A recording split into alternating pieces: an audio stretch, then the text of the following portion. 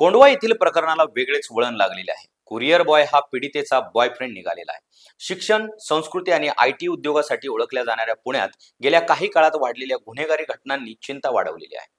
कोंढवा परिसरात नुकतीच एका 25 वर्षीय तरुणीने दाखल केलेली तक्रार आणि त्यावर आधारित सुरू असलेल्या तपासात धक्कादायक वळण समोर आलेले आहे. सुरुवातीला तरुणीने पोलीस ठाण्यात तक्रार देत म्हटले होते की एका डिलिव्हरी बॉयने तिच्या घरात जबरदस्तीने प्रवेश करत तिच्यावर बलात्कार केला. ही घटना तिचा भाऊ घरात नसताना बुधवारी सायंकाळी 7:30च्या सुमारास घडल्याचे तिने सांगितले होते. मात्र पोलीस तपासात उघड झाले की संबंधित व्यक्ती डिलिव्हरी एजंट नसून तिचा जुना परिचित आणि दीर्घकाळापासून ओळख असलेला मित्रच होता. दोघांमध्ये 1.5 वर्षापासून मैत्री होती आणि काही वेळा त्या मैत्रीत शारीरिक जवळीकही निर्माण झाली होती.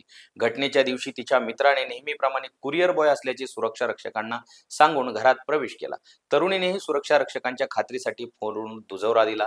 ते दोघे पूर्वनियोजित वेळेनुसार 7:15च्या सुमारास फ्लॅटमध्ये भेटले. मात्र त्यावेळी एका खासगी क्षणादरम्यान मतभेद निर्माण झाले. तरुणाने शारीरिक जवळीक साधण्याचा प्रयत्न केला, परंतु तरुणीने मासिक पाळीचे कारण देत स्पष्ट नकार दिला. तपासानुसार त्यानंतर दोघांमध्ये वाद झाला. परिस्थिती बिघडल्यावर त्या क्षणानंतर दोघांमध्ये अर्धवट शारीरिक संबंध झाले. त्यानंतर तरुणाने एक सेल्फी घेतला आणि फ्लॅटमधून बाहेर पडला.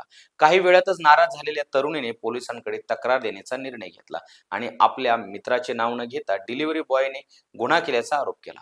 पोलिसांनी दिलेल्या माहितीनुसार तक्रार दाखल करण्यापूर्वी तरुणीने तिचा मोबाईल आणि लॅपटॉपवरील डेटाही हटवून टाकला होता, जेणेकरून तिच्या त्या तरुणीमधील संवाद किंवा माहिती पोलिसांना मिळू नये. यामुळे प्रकरण अधिक गुंतागुंतीचे बनले होते.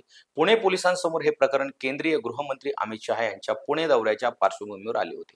त्यामुळे वरिष्ठ पातळीपासून तपासावर लक्ष ठेवले जात होते. या प्रकरणाच्या तपासासाठी सुमारे 200 पोलीस कर्मचारी सक्रिय होते.